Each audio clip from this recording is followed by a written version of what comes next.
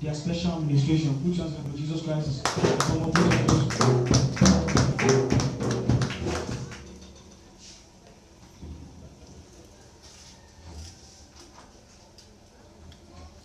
Praise the Lord.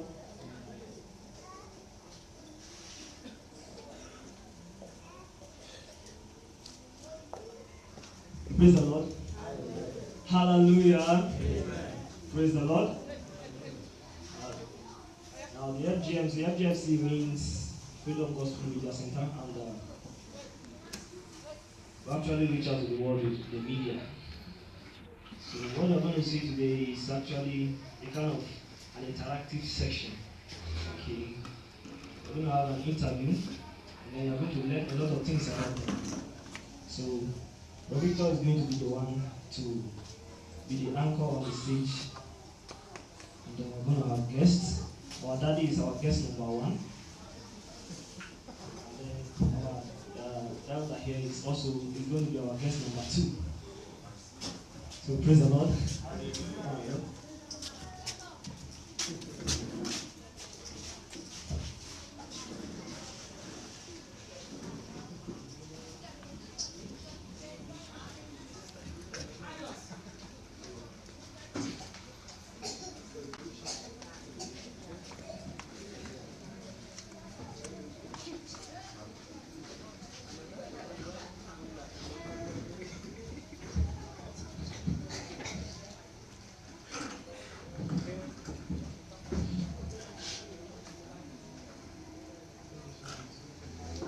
Lord. Amen. I want us to sit and enjoy. It's going to be very, very, very wonderful presentation. I want you to learn from it. we're going to ask questions and we're going to answer them. Praise the Lord. Once again, I welcome you to this show. It is what we do here is reaching out to the world and taking the word of God across to nations through the media. Praise the Lord. Right, the stage is said, I want us to listen right now.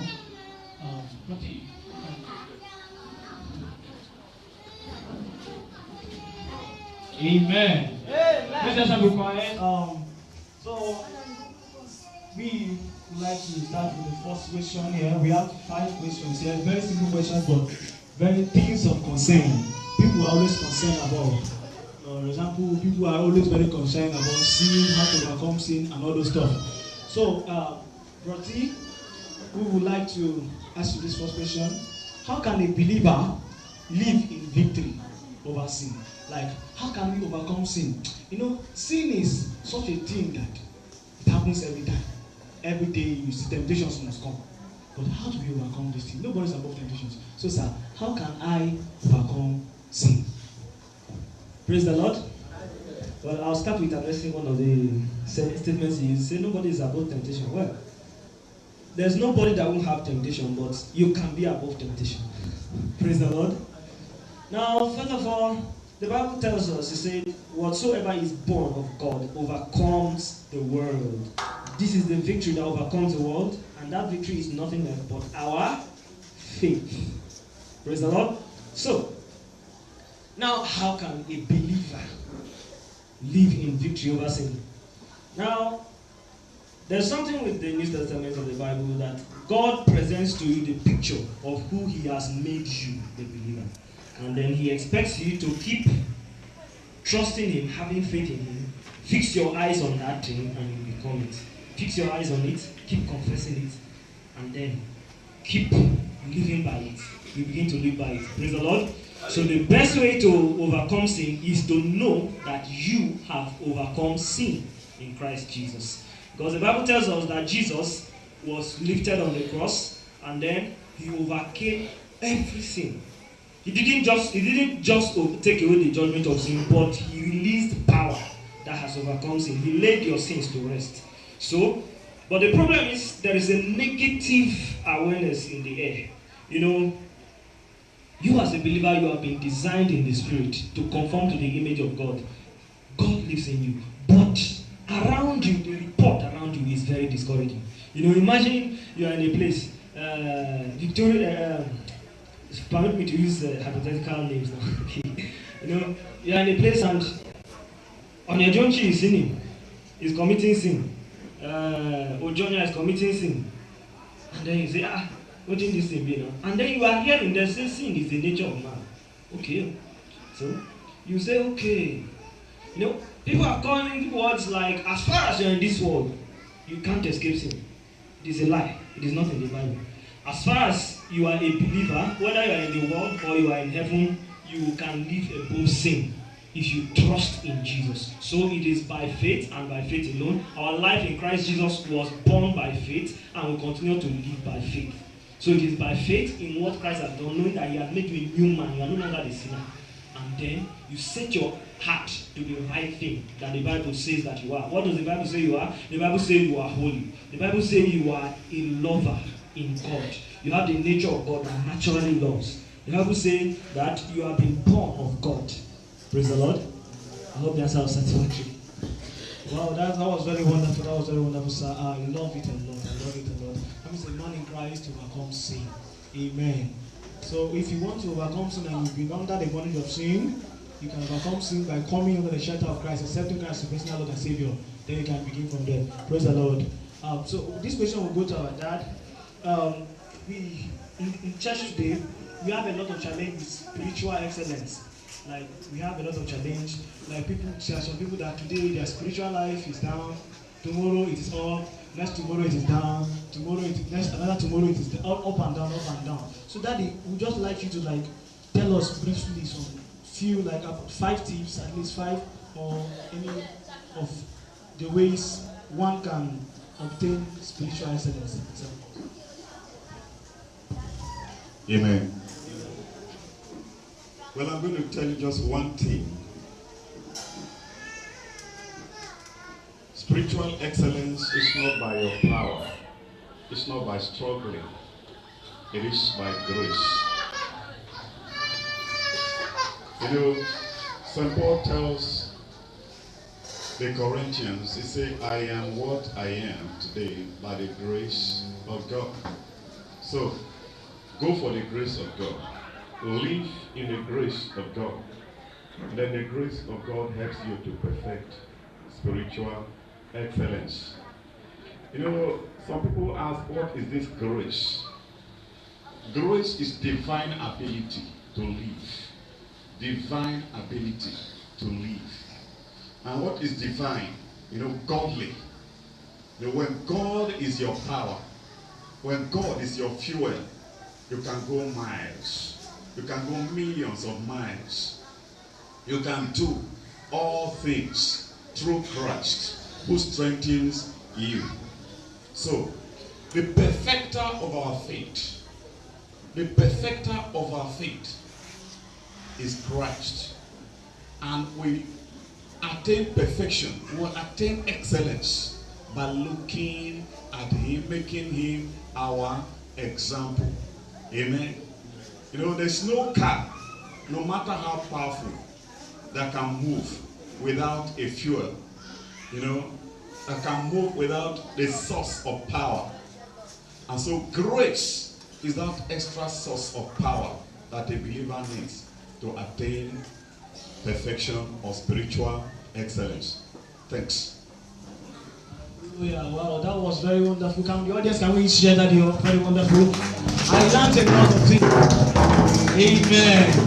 If you have God, you have spiritual excellence already. I believe that some persons are learning. Praise the Lord. I want us to learn more, open our hearts and learn. If you have your daughter, if you like, can jot some things down. This will be the top question. I'm going to rush it. After this question, I have 2 more questions on the ground. And that is, this question will come to you. I know that today we have many family men here. There are a lot of people here, mothers and fathers, and they have children, they have a family. So I would just like you to just tell us, even if it's 3, 1 or 2 things that somebody can do to have a successful family. Like if you want to have a family that fears God, that have good children, a good wife and a good husband, if you to have peace in the home and have a successful family, that is, can you just tell us just a few things? Praise God. Thank God for everything. You are a father or a mother of a family. Before, as a man, you go to Lord, do anything to go to God first. Start your life with God. When you start your life with God, you will not be disappointed. Whatever you want to do in this life, communicate to your Father in heaven. He will lead you throughout your life. And when you become a husband and wife,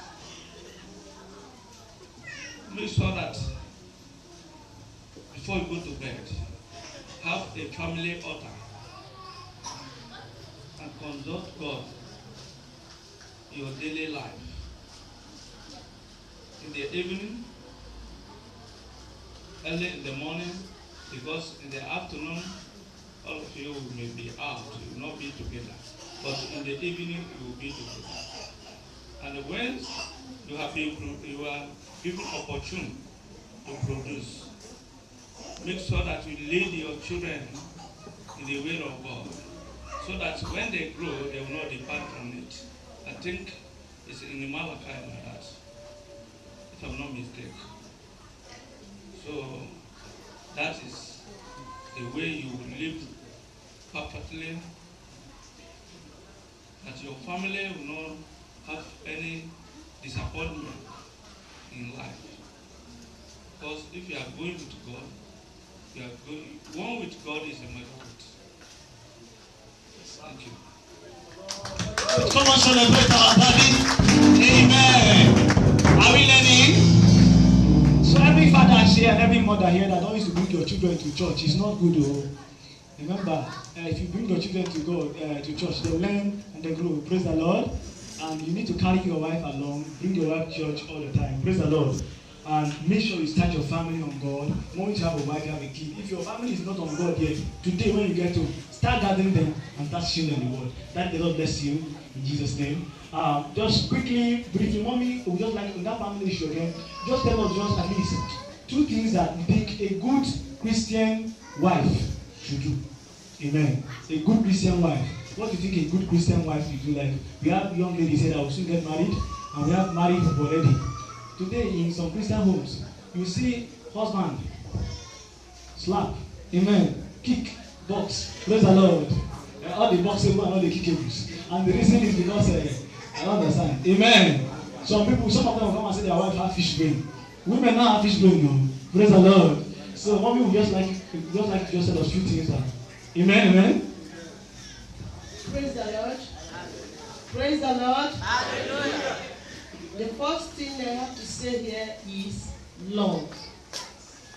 What make a man and wife to stay together without a problem is that 4-letter word, love. So any family that have that love will not find any problem within themselves. There will be no hardness in that family. There will be no joy in that family. But there will be a sweet name that will be called in that family because of that love. And either the wife will say mommy when he's calling the woman, or the wife will say daddy when he's calling the man. Nobody will know papa this, papa that, mama this, mama that. That is the work of love. And that is what holds the family together. And wives, especially, I want to advise that you are the pillar of the family. Our Doma people call them Anyaolea. So you are the pillar of the family. If you want that family to stay, the family will stay until the end of the age. But if you as a woman want to scatter the family in one day, is enough for you to scatter the family. So you, the woman, you are the akanapa of the house. Men are always tensed up. When problem comes, but you as a woman, you are the one to cool the temper or whatever is happening, so that nobody hears outside except you and the man.